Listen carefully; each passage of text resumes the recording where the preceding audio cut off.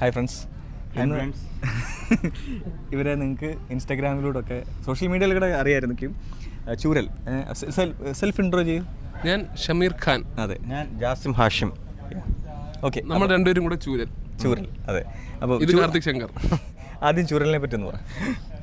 ചൂരൽ എന്ന് പറഞ്ഞ ഒരു സൂപ്പർ പേജാണ് ഇൻസ്റ്റാഗ്രാമിൽ. ചിരിച്ച് എന്റെ മൃഗങ്ങളൊക്കെ ആയിട്ടാണ് പയ്യന്മാര് വരുന്നത്.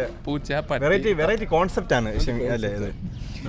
കാർത്തിക് ശങ്കർ ചാനൽ പോലെയൊന്നും അല്ല, ഇത് വേറെ കുറച്ചുകൂടെ അഡ്വാൻസ്ഡ്. അതാണ്. ഓക്കെ, ഇപ്പൊ ഞങ്ങൾ ഒത്തുകൂടിയേക്കുന്നത് ഖൽബ് എന്ന് പറയാം. ഞങ്ങൾ എല്ലാം കൂടെ ഒരുമിച്ച് അഭിനയിച്ചൊരു സിനിമയാണ് ഖൽബ്. ഫ്രൈഡേ ഫിലിംസിന്റെ ബാനറിൽ സജിദ് യാഹിയ ഡയറക്റ്റ് ചെയ്യുന്ന ഖൽബ് എന്ന് പറയുന്ന പടത്തിന്റെ പ്രൊമോഷന്റെ ഭാഗമായിട്ടാണ് ഞങ്ങൾ ഒത്തുകൂടിയേക്കുന്നത്. അപ്പോൾ ഖൽബിനെ പറ്റി പറയും. ഖൽബ് ഒരു സൂപ്പർ പടമാണ്. ഖൽബ് സാജിദ് 5 വർഷത്തെ കഠിന പ്രയത്നമാണ് ഖൽബ്. പിന്നെ നമ്മൾ ഒരുപാട് ആർട്ടിസ്റ്റുകൾ, നമ്മളെന്ന് വെച്ചാൽ നമ്മൾ പിള്ളേർ, നമ്മൾ ഈ പുതിയ ആൾക്കാരല്ലാതെ ഒരുപാട് സീനിയർ ആർട്ടിസ്റ്റ് ആയിട്ട് സിദ്ദീഖൊക്കെ ഉണ്ട്, ചേച്ചി ഉണ്ട്, ജാഫർ ഉണ്ട്, പിന്നെ കാർത്തിക് ശങ്കർ ഉണ്ട്, പിന്നെ ധന്യ ചേച്ചി ഉണ്ട്. ധന്യ ചേച്ചി അറിയാലോ. ധന്യ ചേച്ചി നമ്മുടെ നേര് സിനിമയിൽ അനശ്വര രാജന്റെ അമ്മയായിട്ട് പ്രണയവിലാസത്തിൽ അടിപൊളി റോൾ സീരീസിലൊക്കെ ഒരുപാട് പണ്ടേ ഉണ്ട്. ധന്യ ചേച്ചി ഉണ്ട്. പിന്നെ അസുറാത്തായിട്ട് വരുന്ന നമ്മുടെ സുഡാനിയിലൊക്കെ ഉള്ള ഉമ്മ, അങ്ങനെ ഒരുപാട്. ചക്കപ്പഴത്തിലെ അമ്മ. അതെ, ലവ് സ്റ്റോറിയാണ്. എന്നാൽ ആക്ഷൻ ഉണ്ട്. എന്നാൽ നല്ല കുറെ പാട്ടുകളുണ്ട്. പിന്നെ പഞ്ഞമില്ല. 10-20 പാട്ടുണ്ട്. 20 പാട്ട്. ഇപ്പൊ എനിക്ക് തോന്നുന്നു ഓരോ ദിവസം നമ്മൾ ഷൂട്ട് തുടങ്ങിയ സമയത്ത് 18 പാട്ടോ 16 പാട്ടോ ഉള്ളായിരുന്നു. പിന്നെ ഇപ്പൊ 22 പാട്ടെന്ന് പറഞ്ഞാൽ വലിയ 5 മിനിറ്റുള്ള പാട്ടുകളല്ല, ചെറിയ സാധനങ്ങൾ സിനിമയിൽ വരുന്നത്. പിന്നെ 3 music directors, 3 stunt, 3 music directors, 3 പിന്നെ 5 കൊറിയോഗ്രാഫേഴ്സ്, സ്റ്റണ്ട് മാസ്റ്റേഴ്സ്, പിന്നെ 1 മേക്കപ്പ് ആർട്ടിസ്റ്റ്. അത് മതി, അത് വെച്ച് 10-15 പേരെ കോലം മാറ്റിക്കളഞ്ഞു. ഈ പടത്തിലേക്ക് വന്നത് എങ്ങനെയാണ്? ഇതിൽ രസകരമായ എന്തെങ്കിലും ഒരു അനുഭവം പറയും. വന്നത് ഞാൻ ഒരു സിറിയുടെ ഒരു വീഡിയോ ചെയ്തായിരുന്നു. അല്ല, സാജിദ് ഖാൻ മുമ്പ് നമ്മളെ പേജിൽ ഫോളോ ചെയ്യുന്ന ആളാണ്. അപ്പൊ ഇങ്ങനെ ഏതൊരു വീഡിയോയിൽ, സിറിയുടെ വീഡിയോയിൽ ഒരു കമന്റ് വന്നിട്ട് 2 മിനിറ്റ് കഴിഞ്ഞപ്പോൾ ഒരു കോൾ വന്നു. ഞാൻ സാജിദാണ്. ഞാൻ ഏത് സാജിദ്? എനിക്കൊരു കൂട്ടുകാരനുണ്ട് സാജിദ് എന്ന് പറഞ്ഞു. ഞാൻ അവനാണെന്നൊന്ന് സംശയിച്ച ആദ്യം. ഇതുപോലെ അപ്പം സാജിദ് ചെയ്യാണെന്ന് പറഞ്ഞ് ഇങ്ങനെ ഒരു പടത്തിൽ, അന്ന് സത്യം പറഞ്ഞാൽ എനിക്ക് പ്ലിക്കോടായിരുന്നു റോളായിരുന്നു. ഒരു ചെറിയ റോളുണ്ട്, പ്ലിക്കോ എന്നാണ് റോളിന്റെ ക്യാരക്ടറിന്റെ പേര്. ഞാൻ ചെയ്ത ക്യാരക്ടറിന്റെ പേരാണ് പ്ലിക്കോ. അപ്പൊ ഞാൻ പറഞ്ഞു എനിക്ക് എനിക്ക് പറ്റുമെന്ന് അറിഞ്ഞൂടാ. എനിക്ക് ജാസിം ഷൂട്ട് ചെയ്തിട്ടുള്ള ശീലേ ഉള്ളൂ. ക്യാമറയുടെ ബാക്കിൽ ജാസിം ആണെങ്കിലേ എനിക്ക് പറ്റുമെന്നാണ് തോന്നുന്നത്. അപ്പൊ അതൊന്നും കുഴപ്പമില്ല, നീ ഒന്നും ചെയ്യും. സത്യം പറഞ്ഞാൽ ക്യാമറയുടെ ബാക്കിൽ ജാസിമിനേക്കാൾ നന്നായിട്ട് സാജിദ് ഖാൻ പെരുമാറി എൻ്റെ അടുത്ത്. അങ്ങനെ അപ്പൊ അങ്ങനെയാണ് ഞാൻ വന്നത്. പിന്നെ ജാസിം എങ്ങനെ വന്നത്? ക്യാമറയുടെ ബാക്കിൽ ആവശ്യമുണ്ടെന്ന് പറഞ്ഞപ്പോ എന്നാ പിന്നെ മുമ്പിൽ ഇടാതെ എന്നെ കൂടെ വിളിച്ച് ഇവനാണ് ഏറ്റവും പ്രിവിലേജ്. ഇവന് വേണ്ടി ക്യാരക്ടർ ഉണ്ടാക്കിയെന്ന് തോന്നുന്നു. സീരിയസ്ലി? ചാവ. എന്താണ് ചാവ കൊണ്ട് ഉദ്ദേശിക്കുന്നത്? ചതിയും വഞ്ചനയും. നിങ്ങളുടെ റിയൽ ലൈഫിൽ ആരെങ്കിലും ചതിച്ചിട്ടുണ്ടോ, വഞ്ചിച്ചിട്ടുണ്ടോ? അതെ, കാർത്തിക് ശങ്കർ എന്ന് പറഞ്ഞൊരു സുഹൃത്തുണ്ടായിരുന്നു ഈ ഖൽബിൽ. നമ്മളെ അടുത്ത് ഇനി ഇതിൽ കൂടുതൽ ചതിയും വഞ്ചനയും ചെയ്യാനില്ല. ദ്രോഹിച്ച് ഒരുപാട് തന്നെ. എന്താണ് ഒരു ദ്രോഹത്തെ പറ്റി? അല്ല, ഒന്നുമില്ല, പറയാൻ ആഗ്രഹിക്കുന്നില്ല. അത് നിന്റെ ചാനലിൽ വന്നിട്ട് നിന്നെ തന്നെ എങ്ങനെയാ വിളിക്കുക? അല്ല, എന്നാലും ഒരു ആരോപണം ഉന്നയിക്കുമ്പോൾ അതിനൊരു ഇത് വേണം, ബേസ് വേണം. അതെ, അപ്പൊ പറയും എന്താണ് ചതി? അത് പറഞ്ഞാൽ കൂടി പോകും.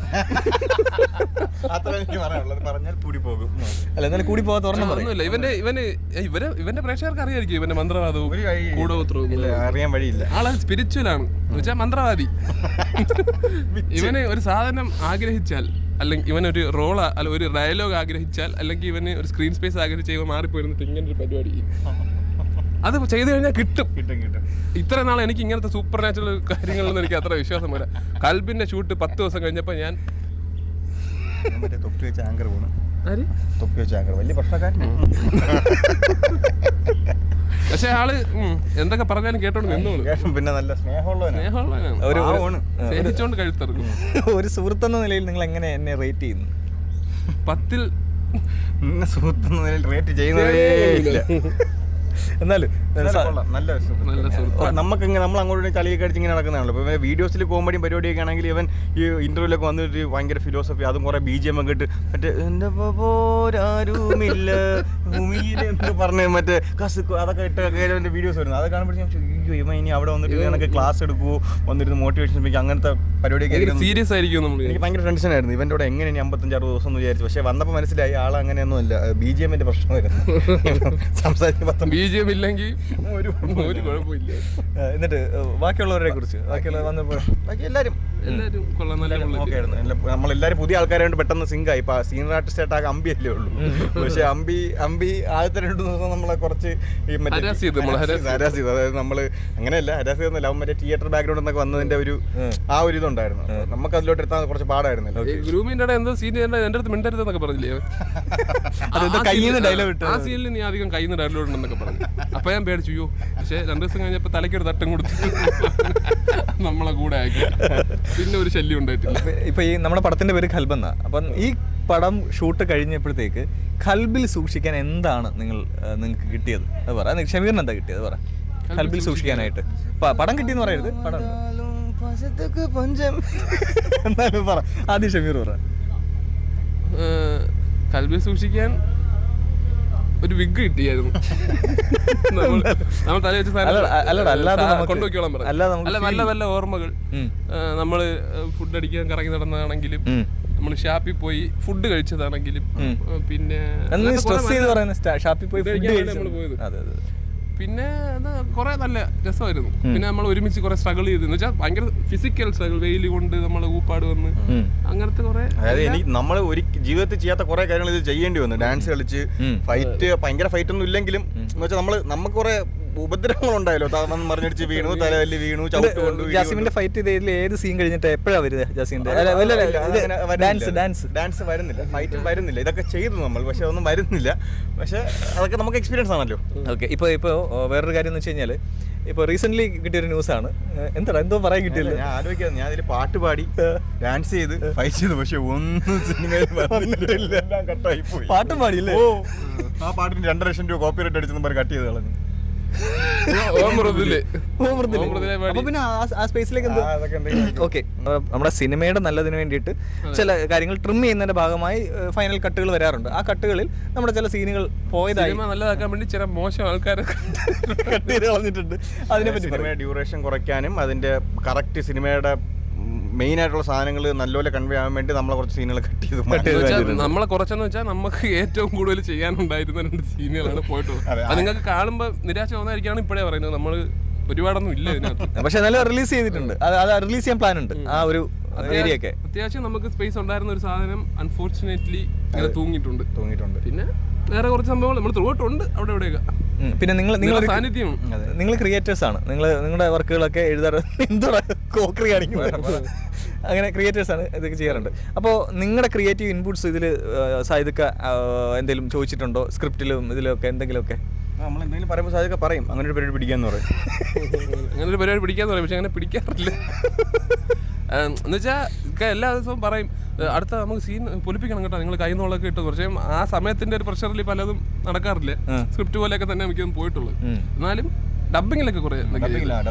എന്നാലും ഇപ്പോൾ നിങ്ങളൊരു ക്രിയേറ്റർ ആയതുകൊണ്ട് ഇതിന്റെ മേക്കിംഗ് ഒക്കെ കണ്ടപ്പോൾ, നിങ്ങൾ വീഡിയോ ചെയ്യുന്നവരാണ്, ഇതൊക്കെ ഇതിന്റെ മേക്കിംഗ് ഒക്കെ കണ്ടപ്പോഴേ എന്തെങ്കിലുമൊക്കെ ഞങ്ങൾക്ക് കൂടെ ചെയ്യാമായിരുന്നു ഇതിനകത്തിൽ, അല്ലെങ്കിൽ ആ ഒരു ക്രിയേറ്റർ സൈഡിൽ നിന്ന് എന്താണ് നിങ്ങളുടെ ഒരു ഇത്?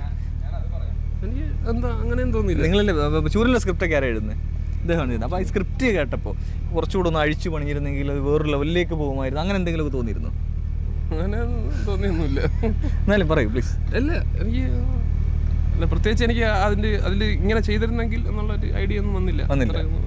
സൈദൊക്കെ എടുത്ത ഷോട്ടുകളൊക്കെ വെക്കുന്നുണ്ടപ്പോൾ ഈ ഷോട്ട് അത് നീ തന്നെ ഭയങ്കര ഡയറക്ടർ, നിനക്ക് തോന്നിയോ? അല്ല, എനിക്ക് അങ്ങനെ തോന്നിയില്ല. ഞാൻ മനസ്സിൽ വിചാരിക്കുന്ന പോലെ തന്നെ ആയിരുന്നു. ആ സമയത്ത് അതൊന്നും ചിന്തിക്കാനുള്ള മൈൻഡിലല്ലായിരുന്നു നമ്മളെ. ഓക്കെ. ഇതിൽ ഏറ്റവും എഫേർട്ട് എടുത്ത് ചെയ്ത ഒരു സീൻ ഏതെന്ന് പറഞ്ഞാൽ ഏതായിരിക്കും? ഏറ്റവും എഫേർട്ട് നിങ്ങൾ ഏറ്റവും എഫേർട്ട് എടുത്ത് ചെയ്തൊരു സീൻ? നമ്മളെന്ന് വെച്ചാൽ നമ്മളെല്ലാവരും ഓടിയതായിരിക്കും. മറ്റേ വെയിലത്ത് ആലപ്പുഴയുടെ ബീച്ചിൽ കാലും പുള്ളി തുണിയില്ലാതെ ഓടിയില്ലേ, അതായിരിക്കും ഓടിച്ച് കാലൊക്കെ ഉളുക്കി അവസാനം. യോമാരി അമ്പിയൊക്കെ ഭയങ്കര ഓട്ടവും, നമുക്ക് ഓടാനും പറ്റുന്നില്ല. നമ്മൾ അത്ലറ്റിക് അല്ലല്ലോ. സത്യം, നമ്മൾ കുളുന്താന്മാർ എങ്ങനെ ഓടാനാണ് മല കൂടെ 100 കിലോ വെച്ചോണ്ട് 4 റൗണ്ട് ഓടിച്ച് ബീച്ചിൽ എത്ര റൗണ്ട് ഓടി. എന്നിട്ട് അത് എത്ര നിങ്ങൾ കണ്ടായിരുന്നു ആ സീൻ? എത്ര വന്നിട്ടുണ്ട് നമ്മൾ ഓടിയതൊക്കെ? ഫുള്ള് വന്നിട്ടുണ്ട്. ഒരു മിന്നായം പോലെ ഒരു ഹെലികോപ്റ്റർ ഷോട്ട് സിനിമ. ഓക്കെ. ആ വേറൊരു സാധനം റെഡി ആയിട്ടുണ്ട്. ഈ തുക്കട ചാനൽ. അപ്പോൾ എന്തായാലും കൽബിനെ പറ്റിയിട്ട് ഫൈനലി ഒന്ന് പറഞ്ഞ് നമുക്ക് വൈൻഡപ്പ് ചെയ്യാം. കൽബ് ജാനുവരി 12 ആണ് മിക്കവാറും റിലീസ് ആവുന്നത്. എല്ലാവരും തിയേറ്ററിൽ പോയി തന്നെ കാണണം. ഇത് ഒരുപാട് കാര്യങ്ങളുള്ള സിനിമയാണ്. പാട്ട്, ഡാൻസ്, ഫൈറ്റ്, കുറേ ഇമോഷൻസ്, സെന്റിമെന്റ്സ്, റൊമാൻസ്, അങ്ങനെ ഇഷ്ടം പോലെ പരിപാടികളുണ്ട്. അപ്പോൾ എല്ലാവർക്കും പോയി കാണാൻ പറ്റുന്ന നല്ല അങ്ങനെയൊക്കെയല്ലേ സ്ഥിരം ഡയലോഗ്. അതെ, എല്ലാവർക്കും പോയി എല്ലാത്തരം പ്രേക്ഷകർക്കും കാണാൻ. പക്ഷേ ഇത് അങ്ങനെയല്ല, ഞങ്ങളുടെ രക്തം കൊടുത്ത് ഞങ്ങൾ ഉണ്ടാക്കിയൊരു പടമാണ്. അപ്പോൾ രക്തം എൻ്റെ കയ്യിൽ ഇവിടെ അടിയുണ്ട്, ഇവിടെ നിന്ന് ഓടെ ഒടിഞ്ഞ് എൻ്റെ നഖകളായി. അങ്ങനെ എല്ലാവരും കൽബ് തിയേറ്ററിൽ പോയി കാണണം, വിജയിപ്പിക്കണം. ഞങ്ങളുടെയൊക്കെ ഭാവി അതിലാണ് ഇരിക്കുന്നത്. ഞങ്ങളൊക്കെ ആദ്യത്തെ പടമാണ്. വർത്തമാനം ഉണ്ടെങ്കിലും ഭാവി അതിലാണല്ലേ. അതെ അതെ, ഇത്രയും വർത്തമാനം ഉണ്ടെങ്കിലും ഭാവി അതിലാണ്. ഇല്ല, നമ്മളിപ്പോ ഇത്രയും വർത്തമാനം. ഓക്കെ ഗൈസ്, ഇഷ്ടപ്പെടുമെന്നാണ് നമ്മുടെ വിശ്വാസം. ധൈര്യമായിട്ട് പോയിക്കൊണ്ടു.